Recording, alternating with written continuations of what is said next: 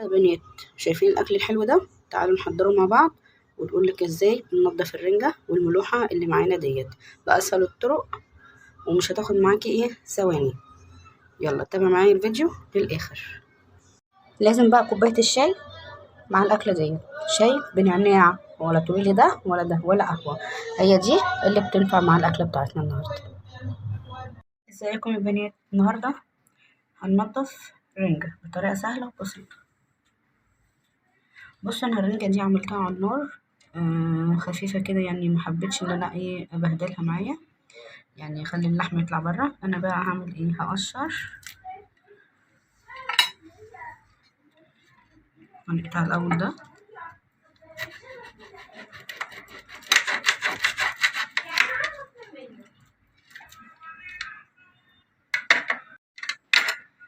بصوا يا بنات، هنشيل كده الراس الاول،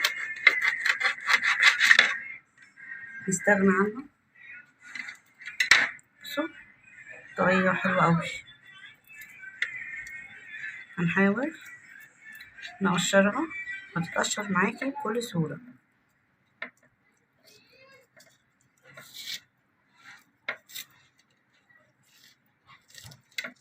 بصوا طلعت معاكي، مش هتتعبي فيها ولا هتاخدي مجهود.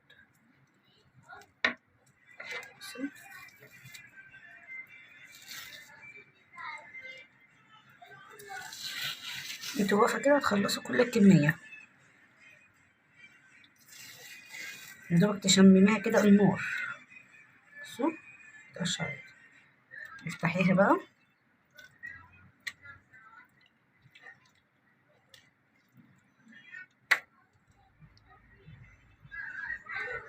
بصي البطروخ بتاعها، بصي هنضفها بقى من جوه.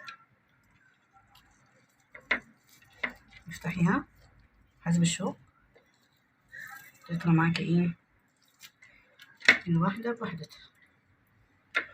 بصي يا بنات، سهلة اوي. شايفين كده طلعت معانا سليمة، مفيهاش اي حاجة. بصوا ما خدتش مننا وقت. حطيها على جنب في الطبق.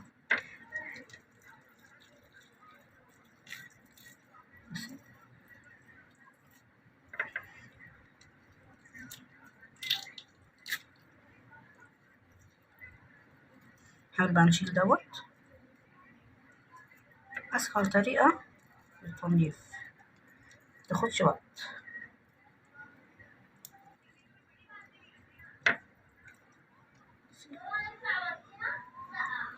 لو في كده اي شوك نشيله. بصي مخدتش معانا وقت واتنضفت بسرعة.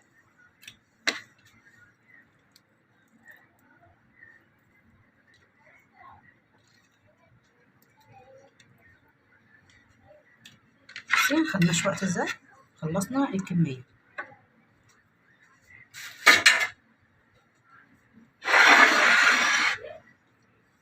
بصي خدنا وقت مخدناش وقت، نضفنا وخلصنا من غير بهدلة.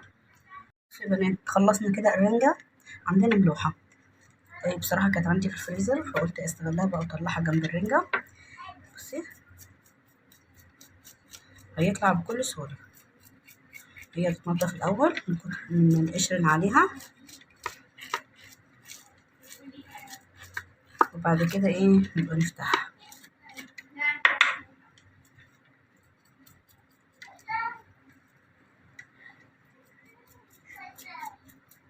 بصي بتطلع بكل سهولة.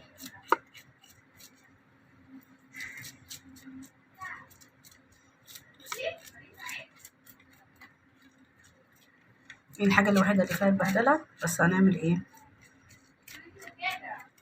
هي تتنضف كده الأول. بصوا كده شلنا كل القشر اللي عليها، نحاول بقى نمسحها.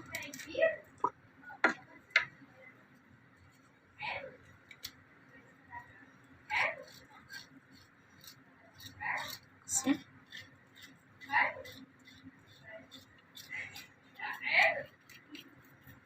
كده بعد ما احنا نضفناها من كل القشر اللي عليها، انا بشطفها تحت الميه كده سريع كده عشان ايه الحاجات اللي لازقه. هنفتحها، خلي الراس عادي.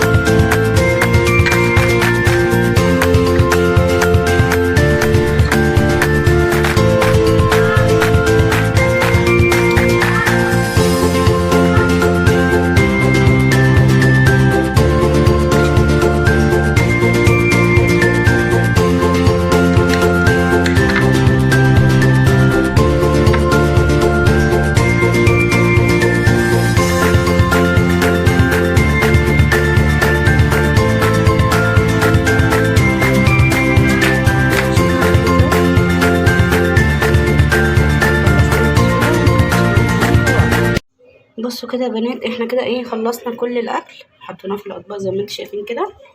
ودي الملوحه اللي قلتلك عليها، وحطيت عليها الليمون والزيت، وده شويه بصل احنا مقطعينه، لازم بصل بقى جنب الرنجه، وشويه فلفل الوان للاطفال والرنجه.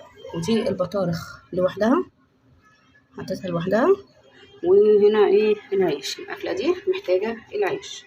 فكده احنا خلصنا كده اكلنا النهارده. قولوا لنا كده ايه رايكم في الغدا بتاعنا النهارده السريع. وعلى ما اظن الناس كلها بتحب الاكله ديت اصلا. فيلا اشتركوا عندنا بقى في القناه، دعمونا واشتركوا عندنا.